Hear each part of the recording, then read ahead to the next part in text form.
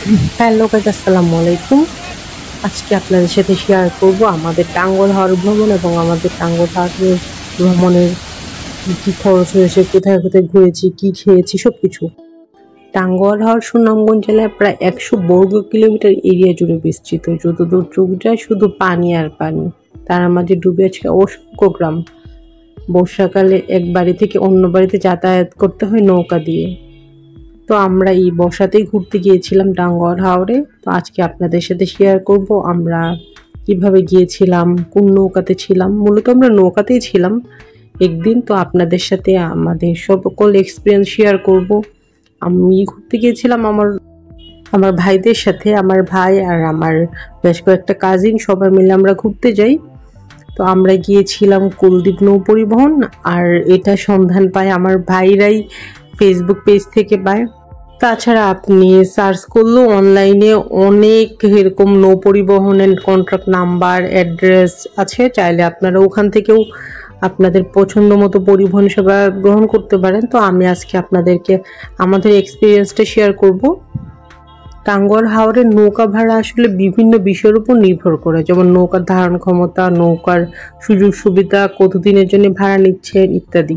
তবে আমি আপনাদেরকে আজকে একদিনের খরচটা বলবো, আমরা কয়জন ছিলাম, তাহলে আপনারা কতদিন থাকতে চান সেটা হিসেব করে আপনারা নৌকা ভাড়া করে নিতে পারবেন।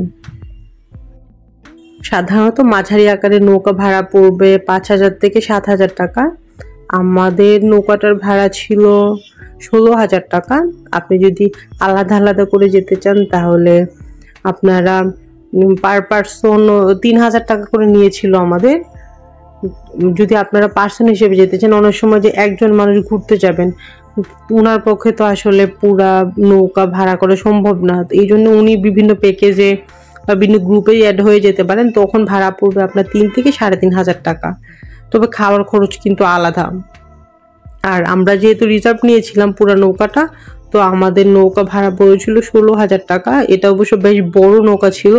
আপনি যদি ছোট নৌকা নেন তাহলে কিন্তু ভাড়া কম পড়বে, যেমন 5, 7, 8 এরকম। কিন্তু আমরা একটু বড় নৌকায় নিয়েছিলাম, এই জন্য খরচটা একটু বেশি হয়, কারণ আমার অনেকগুলো ভাই ছিল ছোট ছোট, এই জন্য আমাদের একটু বড়ই নেওয়া লেগেছিল। বড় নৌকাতে বসতে পারে 30 থেকে 35 জন, আর রাতে ঘুমাতে পারে 10 থেকে 12 জন। তো আমরা যেহেতু 12 জনের মতো ছিলাম, এই জন্য আমরা একটু বড় নৌকায় নিয়েছিলাম যেন একটু রিল্যাক্সে থাকতে পারি।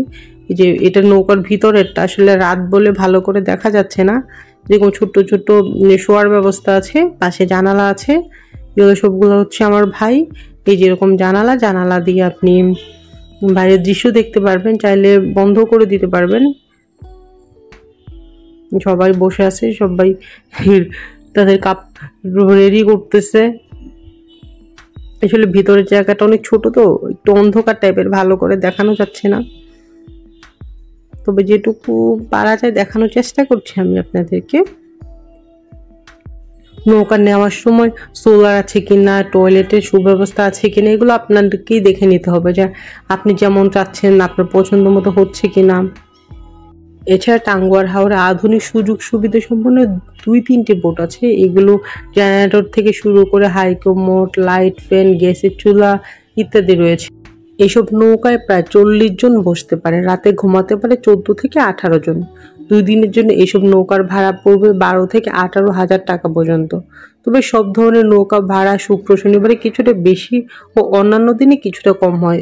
এই জন্য আপনারা যদি খরচ কমাতে চান তাহলে আপনারা অবশ্যই চেষ্টা করবেন সরকারি ছুটি বা বিভিন্ন অকেশনগুলো বা ফ্রাইডে স্যাটারডে ছাড়া যদি যান তাহলে খরচ অনেকটাই কমে যাবে। আর আপনারা যদি অফিসে জব করেন তাহলে তো আসলে কিছু করার নাই, তাহলে আপনার মাথায় রাখতে হবে যে না, আমার খরচটা একটু বেশি পড়বে।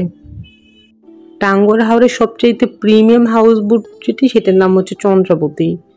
তবে আমরা ওইটাতে থাকিনি, আমরা একটু নর্মালটাতেই ছিলাম। টাঙ্গুয়ার হাওরে তাহিরপুর ও টেকনাফে কয়েকটি খাবার দোকান আছে, চাইলে আপনারা বাইরেও খেতে পারেন। এসব দোকানে হাওরের নানান সুস্বাদু মাছ, হাঁস, ভর্তা ইত্যাদি দুপুর ও রাতের খাবার খেয়ে নিতে পারেন।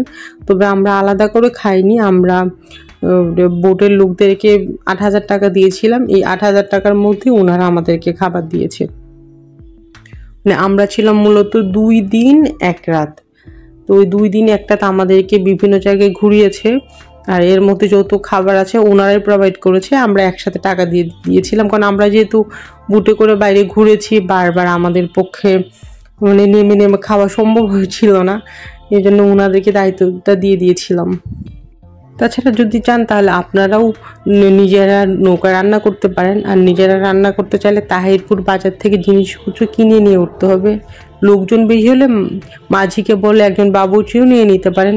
2 দিনের জন্য বাবুর্চিকে দিতে হবে 1500 টাকা, যদি আপনারা আপনাদের পছন্দ মতো রান্না করাতে চান তাহলে। তো আপনারা যদি ঢাকা থেকে আসতে চান বা বাংলাদেশের অন্য কোনো প্রান্ত থেকে ঘুরতে আসতে চান, কারণ এখানে আমাদের কয়েকটা ভাই এসেছিল ঢাকা থেকে, তো আমাদের সাথে এসে যোগদান করেছিল, তাদের ট্যুর প্ল্যানটা একটু বলি আপনাদের সাথে। তাহলে আপনারা যদি দেশের অন্য কোনো প্রান্ত থেকে এখানে ঘুরতে আসতে চান তাহলে আপনাদের একটু সুবিধা হবে। হাওড়ে যেতে হলে রাতের বাসে দেশের যে কোনো প্রান্ত থেকে প্রথমে সুনামগঞ্জ চলে আসতে হবে, ভোরের মধ্যে পৌঁছাতে হবে সুনামগঞ্জ। এরপর সুনামগঞ্জ সুরমা ব্রিজ থেকে সিএনজি, লেগুনা বা বাইক করে রওনা করে দিতে হবে তাহিরপুরের উদ্দেশ্যে। সুনামগঞ্জ থেকে তাহিরপুর যেতে ঘন্টা 1.5 সময় লাগবে।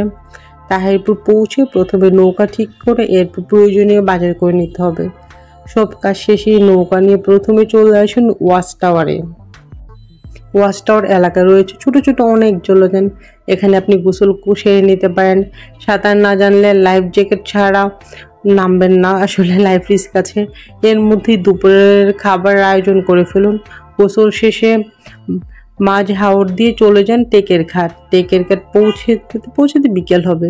সেদিনের জন্য নৌকা ওখানেই বাঁধা থাকবে। টেকের ঘাট থেকে সীমান্ত খেরা গ্রাম। নৌকা থেকে নেমে পায়ে হেঁটে ঘুরে আসুন লাকমাছড়া। ঘাট থেকে লাকমাছড়া হেঁটে যেতে 20 মিনিটের মতো সময় লাগবে। স্থানীয় যে কাউকে বললে পথ দেখিয়ে দিবে। আর সন্ধ্যাটা কাটিয়ে দিন চুনা পাথরের লেক নীলাদ্রির মনোরম পরিবেশে। পরদিন সকালের খাবার পর চলে যাবেন জাদুকাঠা নদী, বারিকটিলা, শিমুল বাগানের উদ্দেশ্যে। এই 3টি স্পটে আপনি লোকাল বাইক ভাড়া নিতে পারেন। 150 টাকা নেবে জন প্রতি। আর নৌকা যেতে চাইলে নৌকা ভাড়া নেওয়ার সময় মাঝিকে বলবেন, না হয় মাঝির আবার অনেক সময় ঝামেলা করে নিয়ে যেতে চায় না।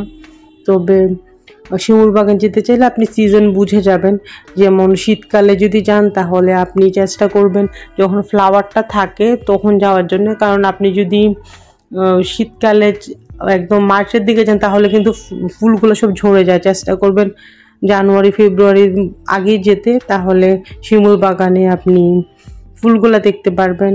আর আপনি যদি সবুজ পাতা দেখতে চান তাহলে ফুলগুলা ঝরে বর্ষাকালে, যেমন এখন সবুজ পাতায় ছেয়ে যাবে শিমুল বাগান, ওই আপনি একটু সিজনটা দেখে যাবেন কাইন্ডলি। কারণ আমরা যখন ঘুরতে গিয়েছিলাম শিমুল বাগান তখন মার্চে গিয়েছিলাম, মার্চে গিয়ে দেখি পুরা বাগান ন্যাড়া হয়ে গিয়েছে, না পাতা আছে না ফুল আছে।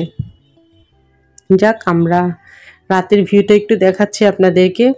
রাতে এরকম ঘাটের মধ্যে নৌকা বাঁধা থাকে, তখন এরকম মনে হচ্ছে তারার মতো জল জল করে।